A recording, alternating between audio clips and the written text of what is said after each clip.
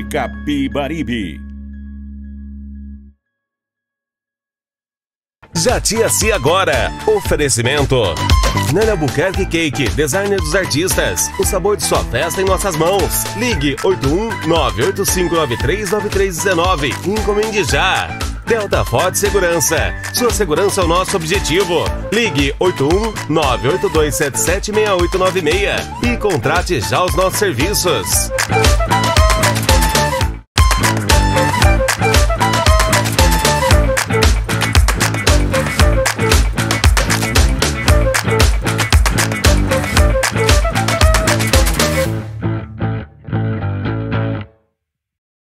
Boa tarde, estou chegando mais um dia aqui na hora do seu almoço pela TV Capibaribe, pela Com Brasil e para você que me assiste um pouquinho mais tarde no YouTube. Deixa eu falar para vocês que eu vou receber hoje aqui Wagner Lima de Sacruz. Por que eu estou falando isso? Porque a gente está tendo quadros e renovações na política do Estado e esse rapaz, esse jovem rapaz, que é formado em Direito, também hoje ocupa uma importante função num lugar estratégico tanto na área do turismo, como também para a cultura do nosso estado, que é a Ilha de Itamaracá. Ele ocupa hoje a Secretaria de Meio Ambiente, Pesca e Aquicultura. E eu vou conversar agora com Wagner Lima de Sacruz. Seja muito bem-vindo, meu querido. Muito obrigado, meu amigo. Agradeço pela recepção, pelo carinho sempre. Deixa eu começar aqui perguntando um pouquinho. Eu estava vendo aqui tua formação. E aí eu quero entrar nisso porque depois eu quero falar um pouquinho sobre meio ambiente e eu quero entender por onde começa, né? Tua formação aqui é em Direito, né? Tu é advogado, de formação você é advogado, especialista em Direito Público, Ensino Superior e Docência. Me explica primeiro como é que surgiu essa paixão pelo direito, porque tem que ter uma vocação para ser advogado, e como é que isso te leva para o campo político. Vamos lá. A minha família paterna, muitos deles são da área jurídica. Então eu tenho um tio que é juiz, um primo promotor, alguns outros primos advogados da área policial também. Meu pai é perito criminal, também é formado em Direito. Não tenho muito contato com eles, mas gerou esse respeito, esse carinho, essa admiração. Tenho com alguns, mas de maneira geral, e eu sempre gostei de história. E também gostei do direito. Quando você vai escolher no ensino médio, né, e você vai caminhar humanas, saúde, exatas, eu fui olhando as opções e o direito sempre foi a minha primeira opção, até pela essa formação da minha família. E minha mãe, ela sempre focou, a gente veio de certa forma de uma origem humilde, né, digamos assim. Eu tenho família no Alto Santa Terezinha aqui em Recife, né, e com muito orgulho, muito carinho disso. Meus avós vieram lá de Vitória Santo Antão e foram lá para Alto Santa Terezinha, né, Água Fria no geral. E a gente já morei lá, já morei em um monte de canto também. E ela sempre fez questão de a gente ter educação, de ter formação. Então, por mais que seja de uma origem humilde, eu sempre estudei em boas escolas. E isso me deu uma força para a gente poder capacitar, para estudar, para poder fazer o curso de Direito. Eu estudei lá em Olinda, né, na Faculdade de Direito de Olinda, e fiz a faculdade toda. Comecei na Católica, depois fui para a ESO e já estou advogando há quase 10 anos, desde 2016. Desde abril, abril de 2016... foi que eu comecei a advogar. Esse olho de verdade mesmo, eu nunca tinha reparado. Eu vejo você sempre com óculos. Menino, que olho lindo. Dá uma focada nesse olho, gente. Deixar ele morrendo de vergonha. Porque é tipo Clark Kent, né? Eu nunca tinha reparado. Aí eu olhei agora assim, nossa senhora. Vou me escondendo colocando óculos. Mas é sobre isso. Deixa eu perguntar para você. Então, nesse teu trânsito que você fez na Católica, na ESO, isso. Aí você se formou. E onde é que tem onde é que começa essa pegada política? Se bem que advogado sempre tem lado para defender, né? Isso. Então, assim, antes mesmo do direito, eu sempre tive uma visão de justiça social. Então, eu tive excelentes professores de história Eu lembro aqui de um professor de história chamado Mozart. Eu tenho um excelente professor que eu guardo com carinho. Mesmo ele sendo de matemática, de física, ele sempre foi um camarada de luta, professor Rogério Xavier. Então, assim, são essas pessoas que, de certa forma, me levaram até essa visão crítica e essa visão de uma tentativa de igualdade, né, para o mundo. Meu próprio TCC, né, foi sobre ações afirmativas. Então eu tenho essa base, levei isso para a faculdade, tive essa necessidade de ter uma formação humanística. Então eu busquei na faculdade não só ser um legalista, mas de certa forma ser um garantista e também utilizar na Católica. Tem um nome chamado de o ciclo básico, que são esses ciclos essenciais para a formação de qualquer jurista, para qualquer bacharel em direito, que é sociologia, filosofia, economia. Então, assim, eu fiz de tudo para de fato estudar bem isso. Antropologia, tem um professor que veio da Inglaterra chamado Matthew, né? E assim, já na ESO ele deu uma formação gigante para mim que eu levo até hoje. Então, isso tudo, e desde os meus... eu tenho 33 hoje, desde os 18 anos eu já fazia campanha, apoiava. Então, assim, eu nasci em Recife, mas morei boa parte da minha vida em Olinda. Então, lá em Rio Doce, que foi onde eu morei mais tempo, eu sempre teve essa questão política de apoiar candidatos, apoio por muito tempo. E, de certa forma, apoio ainda hoje um líder político, né, de Rio Doce, de Olinda, chamado Robson de Paula. Robson de Paula foi filiado no PCdoB por 18 anos. Então, assim, são essas minhas bases. Ele foi meu vizinho, né, por muito tempo lá. São essas minhas bases que me faz ter essa visão social, dessa luta, de fato, de igualdade, de justiça. E eu levei isso para a faculdade, levei isso para a política. Eu vou aproveitando que nós estamos falando isso, e vou fazer essa pergunta porque você fala de comunismo. A gente hoje vive um extremismo e um radicalismo que beira a imbecilidade completa, porque nenhum radicalismo é conveniente.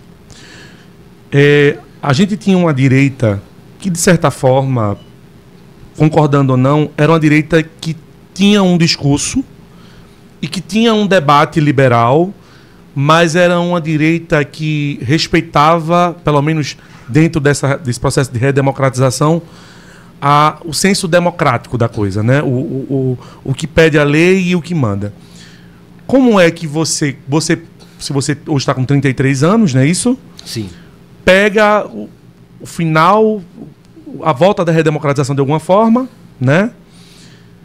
A gente vive os anos 90 todo, vendo as novelas fazerem críticas e ver a televisão de alguma forma manejando isso para um outro caminho, mostrando o quanto a ditadura foi difícil, o quanto esse processo antidemocrático ele foi danoso para o país, quanto ele foi agressivo. E ao mesmo tempo a gente percebe que na era em que a gente mais tem liberdade de comunicação, graças às redes sociais, a gente volta a discutir isso como se fosse para ser uma pauta do dia. Como é que uma pessoa democrata observa isso? Como é que você, quanto advogado, quanto jurista, quando alguém da lei observa isso? Mais do que o político, porque... Eu não sei se você está entendendo onde eu quero chegar. Sim. Porque é muito grave o que está acontecendo. Sim. E eu não estou falando apenas por questão de posicionamento. A gente tem Joaquim Francisco, tem Roberto Magalhães, tem uma galera que, né, Fernando Henrique, Marco Maciel. Sim. A gente tinha quadros de direita que, apesar da gente não concordar, a gente discutia muita coisa. E hoje não tem senso comum. Se você é contra mim, eu tenho que odiar você. Se você... E tudo isso está acontecendo. Isso. Assim, acho que a virada de chave para esse ódio foi, de certa forma, aquela primavera de 2013, as várias mobilizações. Mesmo assim, teve a vitória da presidente Dilma e teve toda a tentativa de negar, né, o Estado Democrático de Direito e o respeito às eleições através de Aécio Neves. De lá para cá começou a se acirrar. Eu lembro, eu estava na faculdade, eu lembro que tinha um professor que apoiou Aécio, salvo engano, ele teve o carro acho que quebraram o para-choque ou jogaram um ovo, alguma coisa desse tipo, porque ele estava apoiando a Aécio. Então, assim, isso também é dos dois lados, Sim. de certa forma. Sim. Isso agravou mais.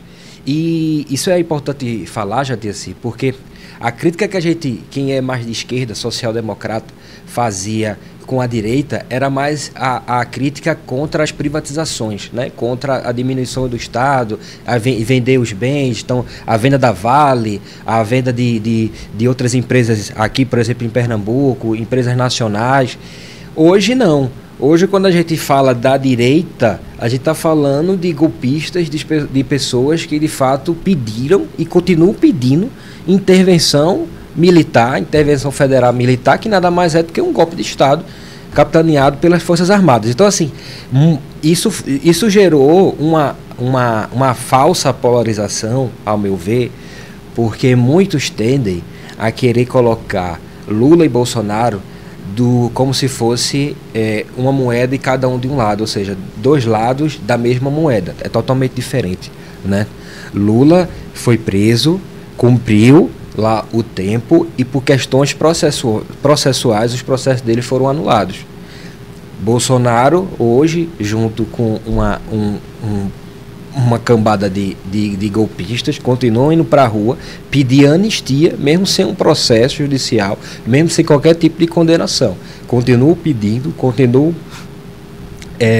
de certa forma, gerando um clima de instabilidade no país, intencionalmente, para que Lula se derreta nas pesquisas, que continuam fazendo uma pesquisa por semana, e para que ele tenha uma certa chance de tentar uma anistia, de tentar ser candidato em 2026. Então, assim, a gente tinha uma direita digna, uma direita democrática. Então, você citou nomes aqui que tem um papel crucial para a história de Pernambuco, a história do país. Então, o próprio pai da vice-governadora, Priscila Krause, o ex-governador Gustavo Krause. A gente tinha várias outras lideranças. O André de Paula ainda é um centro-direita, uma figura da direita respeitada, que tem um diálogo. A gente tem outros, mas assim, que dentro de um governo de coalizão, o governo Lula fez isso no Lula 1 e 2, e precisa ainda mais para o Lula 3, porque se foca muito na presidência da República, mas esquece o Congresso Nacional. Que é extremamente complicado, né? E cada vez conservador. Só o PL elegeu 99 deputados federais. Então a gente tem vários outros que foram eleitos por outros partidos, mas que de certa forma faz parte desse guarda-chuva conservador, né? A bancada da bala, da Bíblia, o fundamentalismo religioso. Então, assim, a gente vai vendo que essa polarização está intensificando cada vez mais. O que a gente precisa, de certa forma, fazer, e eu acho que o seu papel também é importante, é fazer com que as pessoas possam conversar sobre política sem ter nenhum tipo de ofensa. Então, poderia ter no futuro aqui uma pessoa que se consideraria mais centro-direita ou direita, uma pessoa já trouxe aqui, viu? Já cumpri meu papel. E conversar e dialogar. E depois sair, tomar uma cerveja junto, porque democracia é isso. O que eu não posso que aí é o contraditório, né? Que é a questão da intolerância, né? O paradoxo da intolerância. Então, eu não posso ser tolerante ao intolerante, porque aquele que quer uma intervenção militar, um golpe de Estado, ele não é tolerante com justamente aquilo que a esquerda raiz defende, que são os princípios, as bases, a luta pelas minorias, pela igualdade racial, pelas mulheres, pela causa animal, LGBTQIAPN+. Então, assim, eles não têm isso, e a gente tem consciência disso, né? Sofre qualquer tipo de preconceito. Tem várias frases, né, do inelegível, do ex-presidente Bolsonaro, que tem ofensas a mulheres, a gays, né, a homossexuais.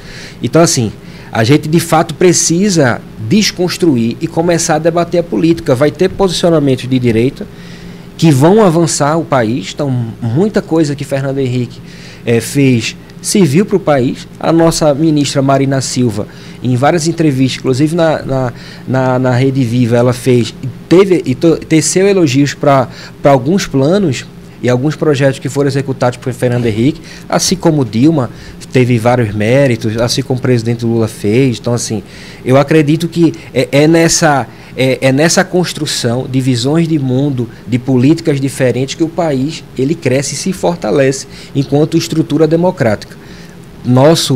A nossa democracia ela é jovem, né? A nossa Constituição é muito jovem, é de 88, ela tem 3 anos mais velho que eu, então tem 36 anos, vai completar. Então, assim, tem muito tempo, tem muito pouco tempo. Esse fortalecimento de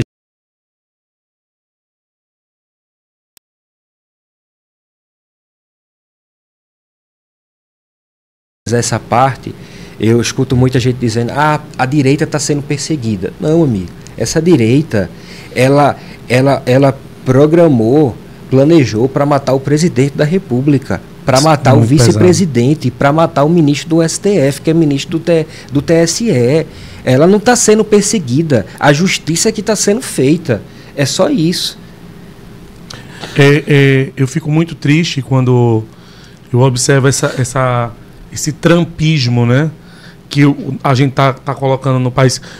Quando as pessoas veem assim uma vitória da presidência americana, e aí me desculpe o clubismo de quem tem torcida lá fora, para mim é indiferente, porque assim, eu tenho uma visão que os Estados Unidos, por ser uma grande potência, ele está sempre sugando dos países menores. E quando a gente faz uma torcida achando que defendendo uma determinada bandeira vai salvar o país, a gente está colocando mais em risco a democracia recente que a gente tem, porque a gente está colocando na mão de quem não entende as nossas minúcias, as nossas fragilidades, as nossas convicções brasileiras. E me parece que esse discurso de rede, ele tem tomado muitas casas, muitos almoços, e é um discurso extremamente perigoso, porque ele não parte do princípio de direita e esquerda, ele parte do princípio do radicalismo e da abominação completa do diferente. E isso, para quem, eu, por exemplo, que tive avô preso político, para quem teve preso político em casa, no caso do meu avô, porque era dado como agitador de cultura, a gente fica muito, muito temeroso, porque parece que a qualquer momento isso pode voltar, e essa sensação de pavor, de ter que controlar, de ter que não poder falar, né? A gente já tem um certo controle durante muito tempo, mas fica parecendo que a gente é refém disso.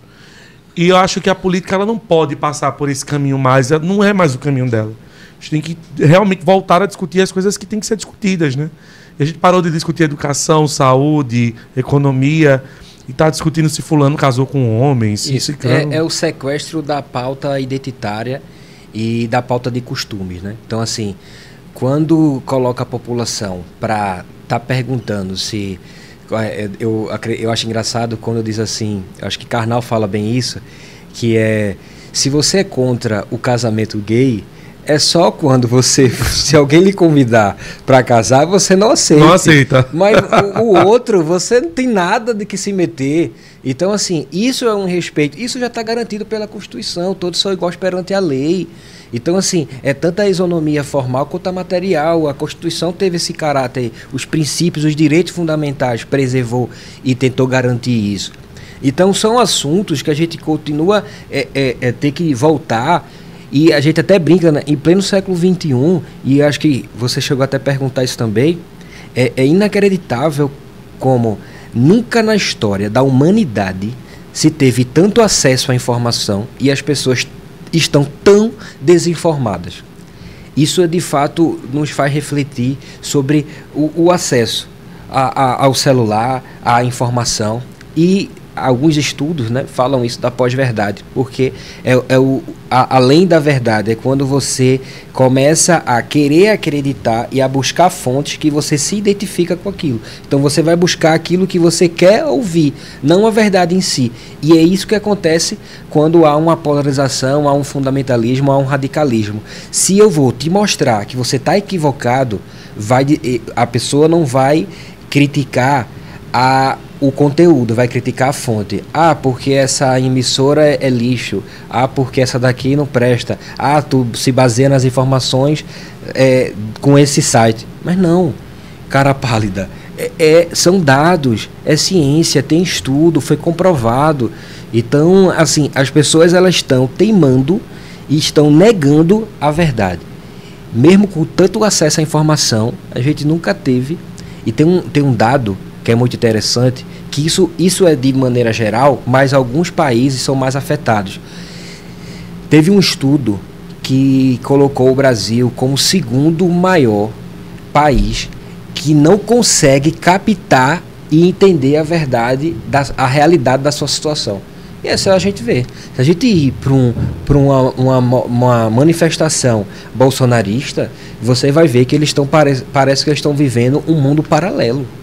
Eles estão vivendo uma outra realidade que a gente não consegue entender. É naquela bolha, é na bolha da rede social, do WhatsApp, do que quer que seja, que é difícil a gente furar, porque isso é uma coisa que eles têm muito bem, e os vídeos de alguns deputados chegam a bater a barreira de milhões, de dezenas de milhões, porque eles conseguem atingir aquilo que toca a pessoa, que infelizmente voltou a ser essa pauta de costumes. Então, mexe, junta um pouquinho de verdade com a maioria de mentira, a pessoa pega aquilo que quer acreditar e a mensagem ruim, coisa negativa, como você sabe, se prolifera muito mais do que uma mensagem verdadeira. E daqui que a gente vai explicar que isso não é verdade, que isso é uma desinformação, leva um certo tempo e a mensagem já espalhou e fica até difícil retornar.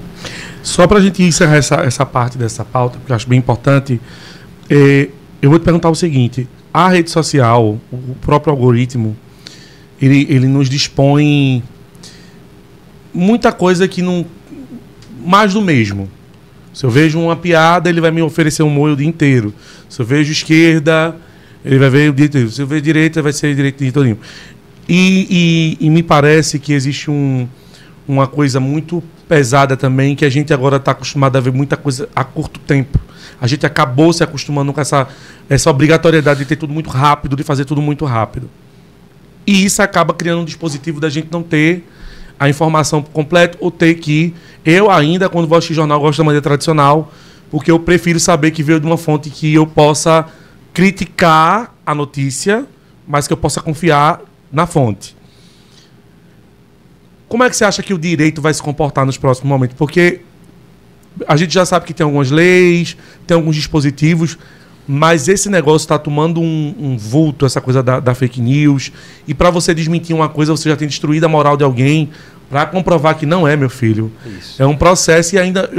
Qual o caminho que você acha que isso toma, dentro do que você puder falar, para a gente passar para o próximo assunto? Tranquilo. Veja, tem um projeto de lei que é justamente essa lei da fake news, para tornar isso crime. Só que a gente tem um Congresso Nacional que é amplamente conservador e que alguns parlamentares dizem, olha, não tem problema nenhum, uma mentirinha de vez em quando. Então, assim, vai ter dificuldade para aprovar isso. Quando se chega num Congresso como esse, uma lei que é importantíssima para que as pessoas, de fato, tenham acesso a um conteúdo que tenha veracidade, a um conteúdo verdadeiro, a gente vai ter uma dificuldade, porque não é o interesse dessas pessoas. Essas pessoas precisam que boa parte da população, dos eleitores, continue servindo a massa de manobra. Mas o direito em si, ele é sempre um jogo a sociedade ela vai se desenvolvendo, ela vai se transformando e o direito vai tentando acompanhar. Cada vez mais as coisas mudam muito mais rápido. Então a gente está vendo as inteligências artificiais, a dimensão da tecnologia que a gente está chegando e gera um certo tempo, né, para a gente poder, para o direito normatizar isso, porque é feito pelo legislativo.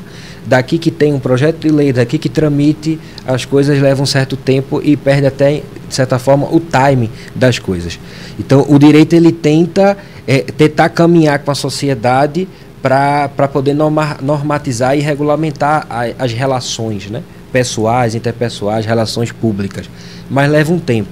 Então, do que eu posso dizer é que vai ser muito difícil a gente fazer, sem um pacto nacional, fazer uma lei, por exemplo, um projeto de lei desse tramitar e ter uma finalização a certo tempo, porque muitos dos que estão lá não têm interesse que isso aconteça. Então a gente precisa analisar os candidatos à presidência da República, mas também ter uma atenção principal no Congresso Nacional e nas Assembleias Legislativas, que é de fato que faz as leis para que a gente possa ter uma lei combativa e que realmente puna quem estiver cometendo esse tipo de crime. Então a gente vai levar um certo tempo, está levando um certo tempo, mas eu acredito que, de maneira geral, as coisas elas vão se harmonizando, porque o público ele acaba percebendo, uma hora a ficha cai, e alguns já estão começando a entender e começando a sair dessa bolha, né? E a gente está tendo esse avanço, as pessoas estão começando, já deveria ter há muito tempo, mas estão começando a pensar, a tentar enxergar. A pandemia foi muito importante, infelizmente, nesse sentido. Muita gente que apoiou o antigo presidente perdeu um familiar. Então começou a até sentir na pele, eu perdi um tio que não conseguiu ter acesso à primeira vacina. Então isso para mim me marcou para o resto da minha vida. Então eu não tenho como ser a favor de um sujeito como esse, que foi contra a vacina, que é contra a ciência, e a gente está aí, de certa forma, para lutar para o direito normatizar, para a academia também representar um avanço para a sociedade e devolver o conhecimento para a sociedade. Agora vamos pular um pouquinho de assunto e vamos um pouquinho para a militância partidária. Você hoje está onde? Eu estou na Rede Sustentabilidade. Certo. Nesse caminho, a Rede é um partido é o partido da ministra Marina. Isso. E que discute o posicionamento do meio ambiente e já é uma construção que a ministra vem fazendo há muito tempo. Como é que inicia para você essa jornada de debate sobre essa pauta? Ou ela começou numa identidade quando você entra no partido? A pauta em si ela já é cara sempre, né? Na época da faculdade, uma das matérias que eu mais gostei foi Direito Ambiental. Então fiz alguns cursos, algumas capacitações referente a essa matéria. Depois tive essa grata surpresa de ser convidado para a Secretaria de Meio Ambiente de Itamaracá. Mas eu já tinha um carinho, uma atenção especial sobre isso. Mas como a vida é tão dinâmica que às vezes a gente é cíclico também, a gente vai caminhando para uma coisa e depois vai para outra, e algumas coisas que a gente gosta muito acaba ficando de lado para a gente poder tocar outros projetos. Eu ri um pouco porque essa minha vida político-partidária ela tem vários caminhos, né? Então eu já fui do PDT, já participei do PSOL e agora estou na Rede, né? A gente faz parte do grupo do deputado federal Túlio Gadelha, que é o único, né? Marina também é deputada, mas está licenciada para ser ministra. Então hoje nós temos no Brasil, representando a Rede Sustentabilidade, o deputado federal Túlio Gadelha aqui de Pernambuco. E a gente tem esse papel importante, porque além da ministra, Túlio também sempre pautou na defesa dos povos indígenas. Agora, inclusive, está tendo o acampamento Terra Livre, que eu acho que é o 21º acampamento Terra Livre. E recebe os povos tradicionais, os povos originários, numa roda de conversa, no diálogo. A gente tem boas relações com os povos, Pancararu, Chucuru, tem outros povos também que a gente tem um respeito, dentro do mandato tem um respeito muito importante e a gente ajuda naquilo que a gente pode. Então, você está na Rede, o seu processo hoje, já existe uma identificação. Quando você vai especificamente para Itamaracá, e aí uma dúvida pessoal, a pauta não é uma pauta qualquer, lá é uma área turística, né? Tem um processo de visitação muito grande. Tem muita gente que convive com a cidade que não mora lá, né? E isso também leva a gente a ter um entendimento que muitas vezes as pessoas, por não ter essa vivência no ambiente, possam não ter esse cuidado ou esse preparo para ter esse cuidado. A gestão agora lá é do prefeito Paulo Galvão, que acaba de trocar de partido para o PSD, não veio de reeleição, não é isso? Não. Não veio de reeleição. Itamaracá tem um caso importante que desde a redemocratização ela nunca reelegeu nenhum prefeito. Caramba! É uma cidade que assim é revolucionária nesse sentido. As pessoas botam para fora mesmo e depois se renova. O prefeito atual, Paulo Galvão, ele já foi prefeito lá atrás, em 95, quando não tinha reeleição. Então ele não poderia ter sido candidato. Mas depois, o anterior chegou a ser 2 vezes, mas não como reeleição. Ganhou, perdeu, ganhou novamente. Mas tem essa questão. As pessoas são bem, de certa forma, são bem politizadas lá na ilha.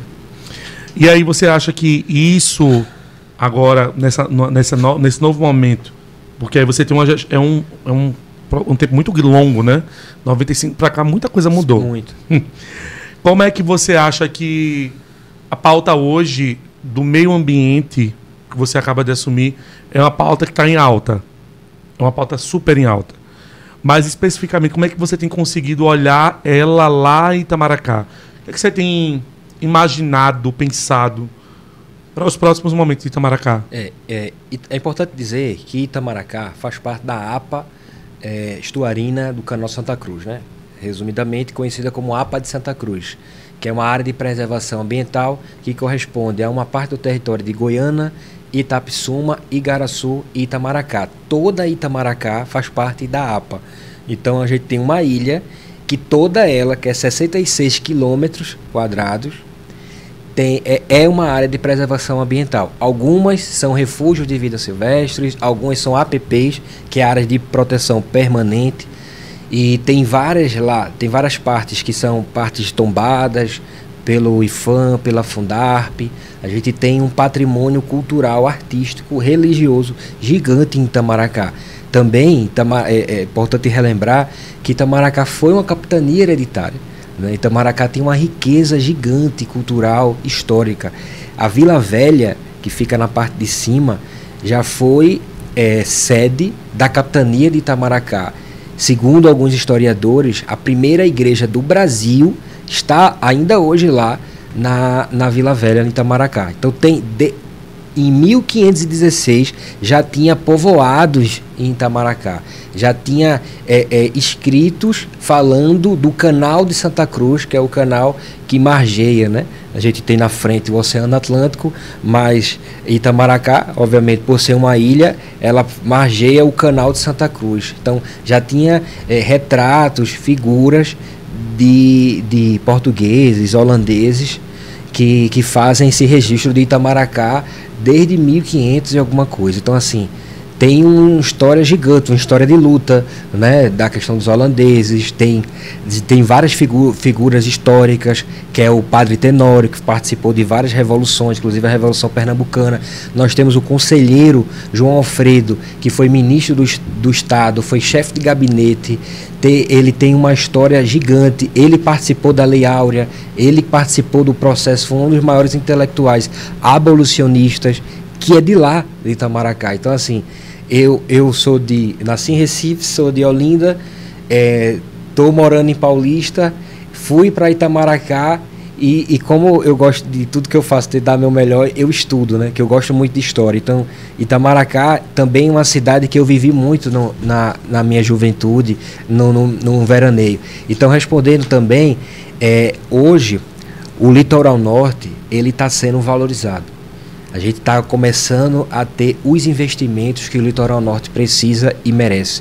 Desde Olinda, Paulista, Igaraçu, a própria Brelima, Goiânia e Itamaracá está tendo, que é inegável, independente de questão partidária ou do que quer que seja. A governadora Raquel Lira, ela está fazendo um investimento para o litoral norte, que o litoral norte não via nos últimos 20, 25 anos. E isso está gerando uma transformação em toda aquela região. Essa semana a gente teve a desativação do presídio Barreto Campelo. Mais de 300 detentos foram retirados de lá. Há um tempo foi retirado o manicômico da ilha, foi retirado ao presídio Barreto Campelo, só tem agora ainda a penitenciária Agropecuária União São João, que é a antiga conhecida como APAI. E isso vai estar gerando um burburinho de investimentos, de valorização para a ilha. Então, os investimentos eles vão chegar. Agora, a ilha ela precisa se preparar. A gente precisa atualizar o plano diretor. Esse plano diretor vai ser essencial para aquilo que a gente vai pensar na cidade nos próximos 10, 20, 30 anos. É a partir dele, o prefeito Paulo Galvão colocou isso como prioridade máxima da gestão para que seja atualizado o plano diretor do planejamento, do controle urbano, do uso do solo, no respeito ao meio ambiente, para que a gente possa ter uma captação de turismo, mas que respeite o meio ambiente, que tenha um desenvolvimento sustentável para a ilha de Itamaracá. Você acha que Itamaracá sai desse...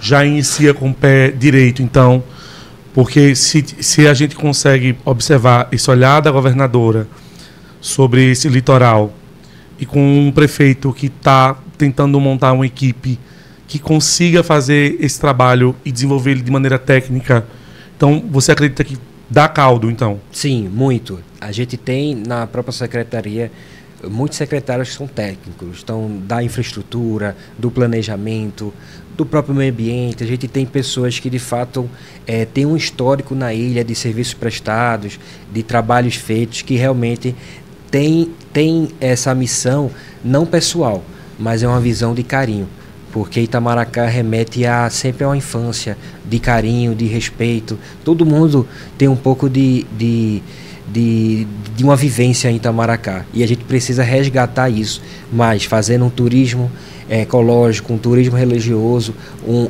ecossustentável, que tem a Trilha dos Holandeses, tem a Vila Velha, tem a parte do Sossego, Enseada dos Golfinhos, Pontal da Ilha, tem o centro, né? Riuamba, Baixa Verde, Pilar, Jaguaribe. Tem vários projetos que a gente está começando a tocar, mas isso realmente passa por uma harmonização, por um equilíbrio das contas públicas, porque a gente passava por um processo que não se pagava nem o servidor. Então o prefeito, desde que assumiu, até fez um decreto, né, emergencial financeiro, porque da gestão anterior só deixou R$ 75. E 75 reais. Nossa das senhora. Contas da prefeitura, R$ 75. Tinha o fundo, o FPM bloqueado por conta de débitos, de dívidas fiscais. Então, a gente está realmente pegando um cenário de terra arrasada e começando a tentar arrumar a casa. Esse é o nosso maior desafio. Estamos completando agora, vai completar 100 dias de gestão, mas com muitos serviços já prestados de maneira geral, né, pela Prefeitura de Itamaracá. Você chegou lá há quanto tempo exatamente? Eu estou completando eu vou completar agora dia 14, 2 meses. Já tem algum planejamento estratégico? Já está desenvolvendo? O que é que você conseguiu desenvolver? Eu acho que é a primeira pergunta. Já nesse meio tempo. Pronto. Organizar. Isso. Mesmo no meio de R$ 75. Isso. A Secretaria do Meio Ambiente, Pesca e Aquicultura, ela tem sobre a sua responsabilidade, isso é uma coisa que também é importante dizer, por mais que Itamaracá seja muito conhecida, é uma cidade pequena. Itamaracá tem, de acordo com o censo do IBGE de 2022, 25 mil habitantes. E por conta disso, ela recebe um FPM, é o Fundo Permanente dos Municípios, um valor de acordo com pelo censo. Por mais que a gente saiba que quando chega os veranistas, finais de semana, carnaval, que agora foi prolongado, a gente chega a duplicar, triplicar, dar 50, 70 mil pessoas na ilha, a gente tem essa realidade. Mas voltando, sobre a nossa Secretaria de Meio Ambiente e Pesca e Aquicultura, que eu gosto de sempre lembrar, porque às vezes a gente foca no meio ambiente, mas pesca e aquicultura é essencial para a geração de fonte, de emprego e de renda na ilha de Itamaracá, em toda a região, inclusive Itapissuma. Mas a gente tem responsabilidade, por exemplo, serviço de poda de árvore, a gente tem apreensão de animais, a gente tem a responsabilidade de atendimento veterinário de animais de pequeno porte, né, felinos e cachorros. São essas responsabilidades. também tem pesca, aquicultura e tem o planejamento de poder fazer projetos para o meio ambiente. O prefeito tem um projeto fantástico que a gente vai correr atrás nesses próximos 3 anos e pouco de gestão, do teleférico do Forte Orange até a Vila Velha, com empresas que já têm um know-how, a mesma empresa que fez o teleférico de Bonito, de outras cidades. É um investimento alto, mas que isso vai gerar um atrativo turístico gigante para a cidade. A gente está tentando agora, de certa forma, finalizar e respeitar o espaço da trilha dos holandeses, porque tem uma questão cartorária lá de quem é o dono, de quem não é, mesmo sendo um espaço tombado, de centenas de anos.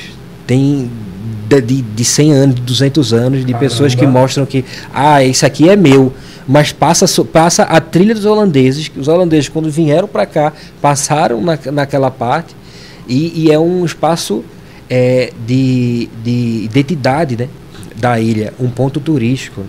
Então a gente tem muitas coisas que precisam ser feitas. Mas a gente já está tocando alguns projetos como a arborização. Essa semana a gente vai receber uma quantidade de mudas, está fazendo um cronograma anual para a gente fazer a Semana do Meio Ambiente, que é de 1 a 5 de junho, fazer educação ambiental nas escolas, com parceria com o CPRH, né, que é a Agência Estadual do Meio Ambiente. Porque Itamaracá, a Secretaria do Meio Ambiente, ela não tem a capacidade de fazer licença ambiental. Então a gente precisa muito da parceria do agente, né, estadual, né, que faz a licença ambiental, que é o CPRH. A gente tem um trabalho, uma parceria conjunta. Na APA Santa Cruz fica lá, a sede da APA fica lá na Itamaracá. E a gente tem alguns projetos, tem um projeto que é da Casa Uaná, que é da coordenadora chamada Anabete, que a gente vai estar tentando dar esse suporte, porque Itamaracá também tem um problema que não tem, uma cidade que tem 0 saneamento básico. Ela não tem saneamento, então todo tipo de rejeito sólido, do que quer que seja, é depositado nos canais e, consequentemente, vai, né, para o canal de Santa Cruz e vai para o oceano. A gente está tentando auxiliar esse projeto pioneiro, que é da fossa de Wetland, que é um projeto feito pela Casa Uaná, pelo projeto Uaná, com parceria com biólogos da Universidade Federal da Paraíba, para fazer um projeto de fossa séptica na Vila Velha. E esse projeto com certeza vai dar muito certo e a gente vai levar isso para outros pontos, né? Lá a gente também tem várias referências históricas, culturais. A própria Lita Maracá, Reginaldo Rossi sempre cantou muito bem a ilha.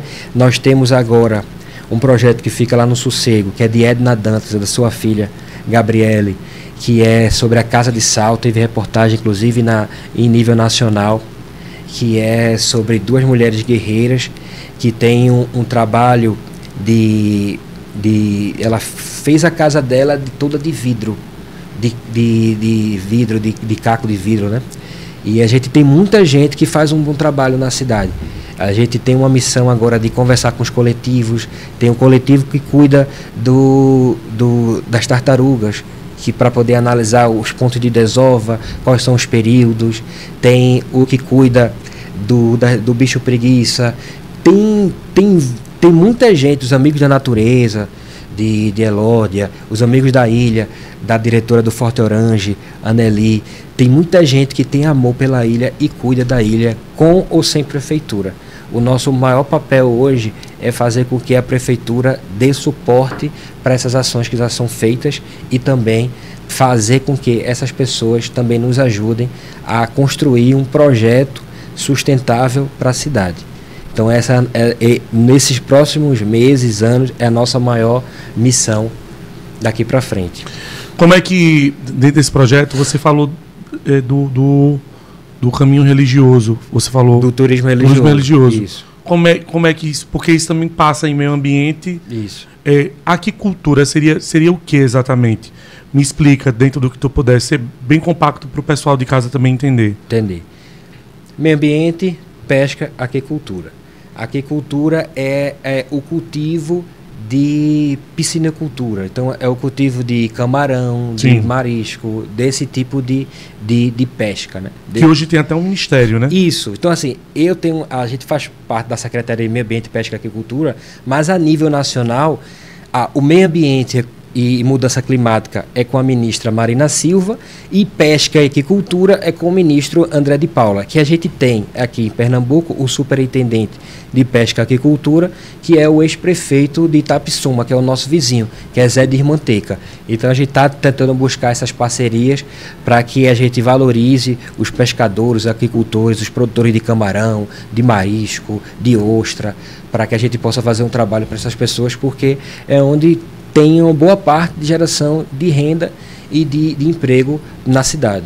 E o turismo religioso? Eu perguntei porque quando você fala em pesca e fala em aquicultura, a gente tem muito essa coisa que é celebrada muito da cultura afro-brasileira em alguns municípios, inclusive porque tem essa relação com a lua, com o Iemanjá e etc. E como é que é feito esse turismo lá, mais latente? Ele é um turismo católico, ele é evangélico, ele tem essa pegada também afro-brasileira? Também tem essa pegada afro, mas o público também, boa parte, é sobre as igrejas católicas, né? Uhum. Então tem a igreja da Nossa Senhora do Pilar, que fica no Pilar, tem a de Bom Passo, em Jaguaribe, que tem até tem uma procissão, enfim, leva para o mar. Tem até a questão do próprio sincretismo religioso. Muitas das coisas que são cultivadas e valorizadas pela Igreja Católica também é base das culturas de matrizes africanas. Tem a Igreja dos Homens Pretos, que também fica na Vila Velha. Então tem muita coisa para se fazer dentro de um turismo religioso na cidade. A gente tem em Itamaracá, tem a Lagoa Azul, Lagoa da Mata, que foram, de certa forma, se tornando lagoas belíssimas, com uma água limpa, pura, de um banho de qualidade. Tem muita coisa boa. Assim, como eu digo, eu fui indo para Itamaracá, eu tenho uma certa forma, era veranista em Itamaracá, né, já fui muito para carnaval, para férias, mas a gente, quando vai para Itamaracá, a gente se encanta, porque de fato é uma ilha encantada. O nome de Itamaracá, né, no Tupi-Guarani, significa pedra que canta. Então é uma ilha mágica, é uma ilha bela, que tem belezas que você... Eu digo para as pessoas e brinco, mas Itamaracá, ela não deve para cidade nenhuma. Ela não deve para Maragogi, ela não deve para Porto de Galinhas, para Tamandaré, para o que quer que seja. Você tem realmente um sol maravilhoso, uma praia com águas quentes, uma lua à noite iluminada. Ah, é, sim. Lindo. Eu acho que assim, eu quando eu saio lá do trabalho, às vezes de 7, 9, 10 horas da noite, eu olho para o céu e vejo quão lindo e quão iluminado, tão estrelado o céu de Itamaracá ele é. Você está morando por lá ou está fazendo trânsito ainda? Faço trânsito. Como moro em Paulista, você pega a BR-101, a PE-035, não é tão distante. Não é, coisa de 40, 50 minutos. Do meu antigo trabalho era 40. Eu agora passo 10 minutos a mais para ver Itamaracá. E aí você também acaba ficando meio praeiro, né? Que Paulista ali pertinho. Isso, eu sou muito ligado à lua.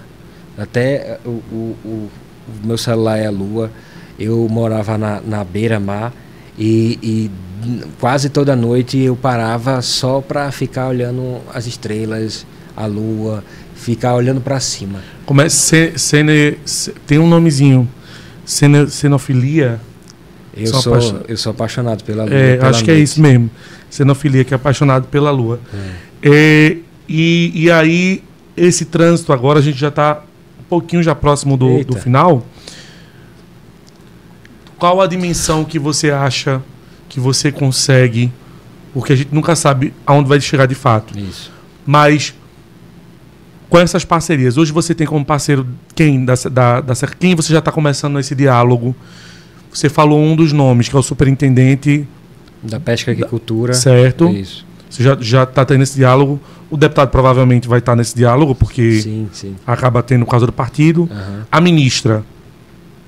A gente tem como parceiros o próprio IBAMA, né? O superintendente do IBAMA de Pernambuco, que é Daniel Galvão. Daniel Galvão. Faz parte do nosso grupo. Eu tenho um carinho especial com o pessoal do ICMBio, já tive até uma reunião com eles. Tem Fábio, gestor ambiental, e tem um amigo, né, que também é analista ambiental lá do ICMBio, João Arnaldo. Então, assim, eu estou cercado de gente muito boa, gente muito capacitada. Tem o deputado federal Túlio Gadelha, que de certa forma é um expoente na defesa do meio ambiente.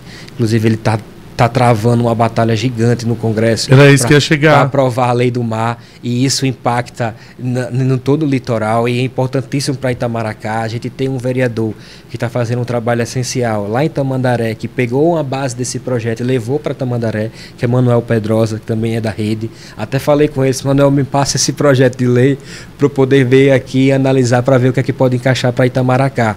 Então, assim, a gente está muito bem cercado. O prefeito também, ele quando a gente sentou, conversou, ele disse, traga projeto para a cidade, porque aí é que a gente realmente quer gerar esse impacto. A gente, por mais idealista que a gente possa ser, a gente tem que ter um pouco de pé no chão, mas se a gente não pensar que a gente R$75 no cofre, eu ainda não consigo conceber isso, a ideia de se a gente não pensar que a gente está ali para deixar um legado, eu não vou para a ilha. Então, assim, eu vou para cuidar dos animais, para pensão, para podar árvore, para poder fazer o atendimento veterinário dos cachorrinhos, dos gatinhos, mas eu quero, daqui a 10, 20, 30 anos, que alguém possa dizer, um dia teve um secretário aqui, que talvez ele nem seja da ilha, foi morar, mas ele amou tanto essa ilha que ele deixou isso aqui para a cidade, ele deixou esse legado com a cidade através do prefeito, através das forças que a gente tem, do ICMBio, do IBAMA, do Ministério do Meio Ambiente. A ministra Marina Silva, ela tem um papel essencial nisso, né? Ela é uma gestora incrível e também uma figura, né? Dentro dessa preservação do meio ambiente, da sustentabilidade. Inclusive ela funda esse partido pensando nisso. Então, enquanto isso, eu acho que a gente está muito bem cercado para fazer que o Itamaracá ela volte aos velhos tempos, aos tempos áureos, que Itamaracá foi o centro de turismo, de meio ambiente, de veraneio, de Pernambuco.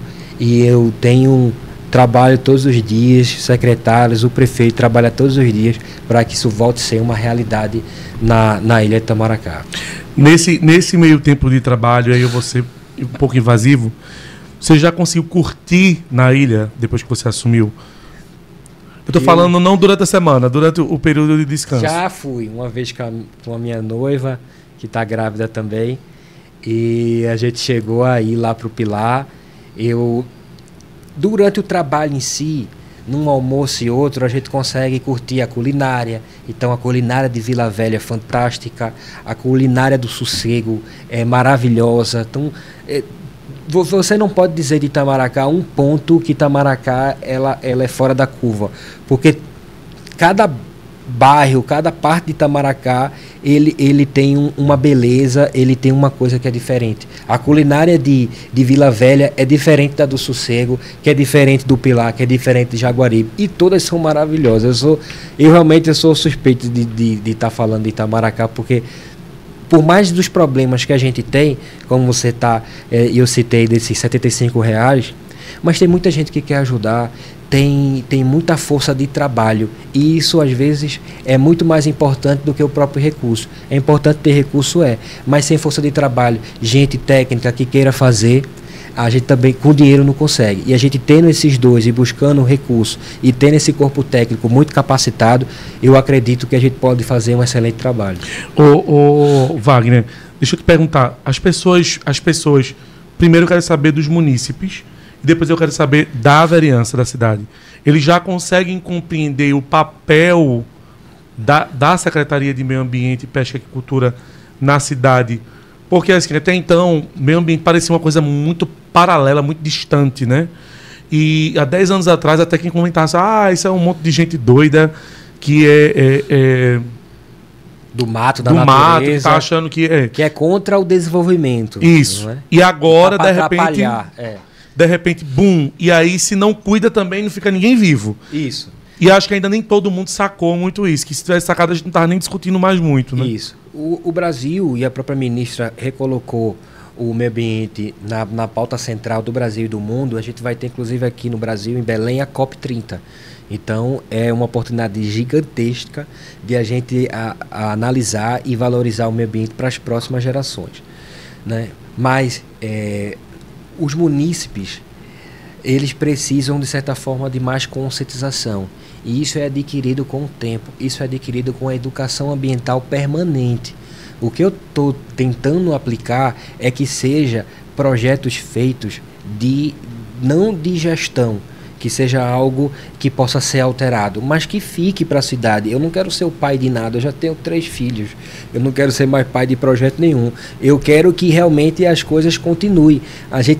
Na secretaria a gente não teve um processo de transição, e isso também dificultou o início do meu trabalho, mas teve muita gente que passou, que é capacitada, que fez um bom trabalho. Estou tentando resgatar alguns bons trabalhos e também ter a nossa própria pegada, né? Mas a sociedade em si, ela é parceira do meio ambiente, ela entende o meio ambiente da ilha. Por exemplo, o primeiro dia que eu fui na ilha, que eu fui de moto, do outro lado, né, que a gente passa pela mata, né, na P035, tinha um motoqueiro do outro lado resgatando um bicho preguiça.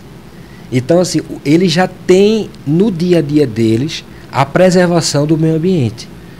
Eles já respeitam, porque eles vivem na própria área de preservação ambiental. Eles respeitam isso e entendem que às vezes vai aparecer um jacaré, às vezes vai aparecer um bicho preguiça, às vezes tem, infelizmente, tartarugas na orla, né? Peixe-boi, a gente tem um projeto que é do ICMBio, que é o projeto Peixe-boi, que inclusive vai voltar a abrir para a população, que é um projeto lindo, maravilhoso, que fica no Forte. Então, assim, a população, ela entende isso, e os vereadores, como representam essa população, eles também são parceiros nossos. Então, a gente já está fazendo alguns trabalhos em conjunto, alguns projetos de lei que eu já estou começando a analisar. Vou conversar com o presidente da Câmara, com os demais vereadores. Como a base da Câmara Municipal é uma base que está ajudando o prefeito a poder governar bem, a gente acredita que não vai ter nenhum tipo de problema, e não tem, com a Câmara Municipal da Ilha de Itamaracá. Eleição 2026, para a gente encerrar. Como é que você avalia o cenário? Eu sei que não é eleição de prefeito, eu também não quero entrar muito na pauta da rede, a não ser que você queira entrar, mas como é que você avalia a pauta de meio ambiente? Com que fervor vai estar essa pauta? Né? Porque tanto a pauta de pesca e aquicultura como a de meio ambiente, nessa eleição passada teve um fervilho, né? Fervilhou. Para essa que vem agora, que é a possível reeleição do presidente Lula, da governadora Raquel, como é que você avalia como gestor? É essencial o rumo primeiramente, obviamente, do país. Então,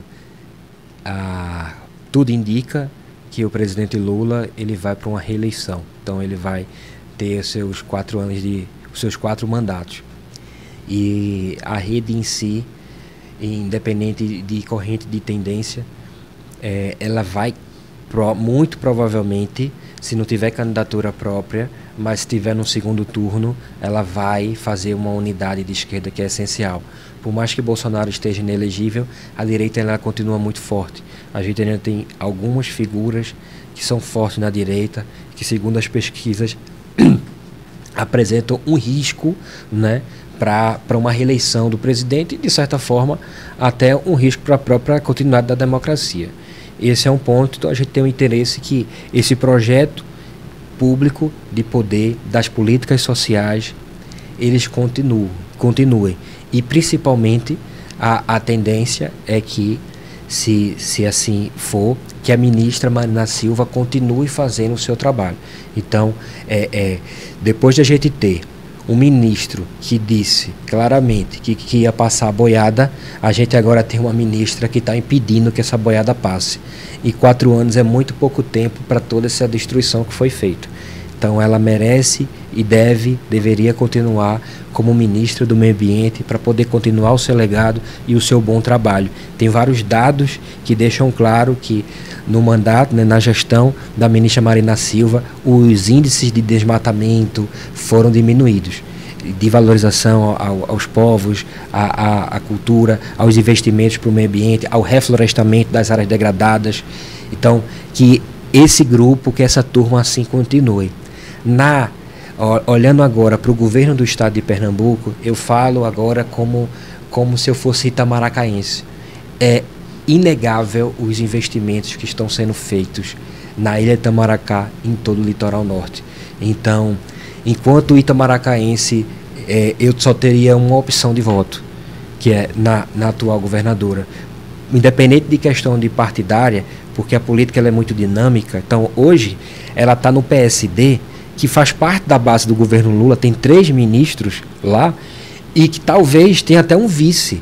Porque se Geraldo Alckmin, que é vice atual, for ser candidato a governo de São Paulo, a Senado, abre essa coluna, e a gente sabe que a esquerda não vence a eleição sozinha. Tem que ter o Kassab. Vai precisar ter Gilberto Kassab, que hoje é presidente do maior partido do Brasil, que é onde tem o maior número de prefeitos, o maior número de governadores e boa parte de deputados federais. E aí, meu filho, a Raquel deu um checkmate muito pesado. Exatamente.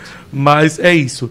Gente, já quero te agradecer, Wagner, que papo gostoso. E eu pensei que ia demorar mais o papo, mas foi mais rápido do que eu pensava. Passou certinho. Certinho. Eu quero agradecer aqui a Wagner Lima de Sacruz. Quero ir em Itamaracá para ir todos esses restaurantes que você falou e nesses caminhos aí, essas rotas que você disse. E quero aproveitar muito para agradecer a tua presença. Eu agradeço demais, faço um convite para todo mundo, de fato, conhecer a ilha, visitar. A PE 035 está toda sendo refeita, a 01 já está praticamente refeita. Então, com estrada boa, para as pessoas poderem vir com segurança e facilitar todo o translado, tanto de quem mora quanto de quem vem. E o turismo é essencial para Itamaracá, desde que seja respeitado, desde que seja sustentável, e o meio ambiente está de portas abertas para todos vocês. Visite a ilha, porque de fato a ilha é mágica e é encantada. A ilha é mágica e encantada, e a gente vai passar por lá, mandar um abração para o pessoal de lá, que eu tenho o maior carinho, tá? E dizer para vocês que a gente em breve vai, com certeza, estar por lá fazendo algumas coisas, algumas movimentações.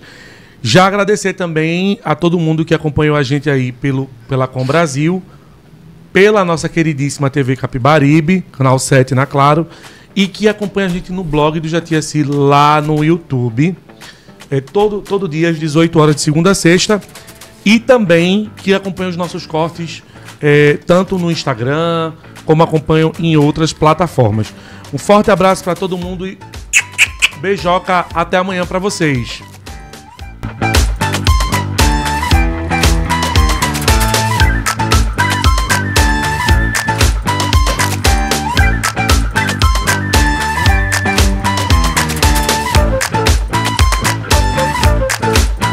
Jatiaci agora. Oferecimento Nélio Albuquerque Cake, designer dos artistas. O sabor de sua festa em nossas mãos. Ligue 81-98593-9319. Encomende já. Delta Ford Segurança. Sua segurança é o nosso objetivo. Ligue 81-982776896 e contrate já os nossos serviços. TV Capibaribe.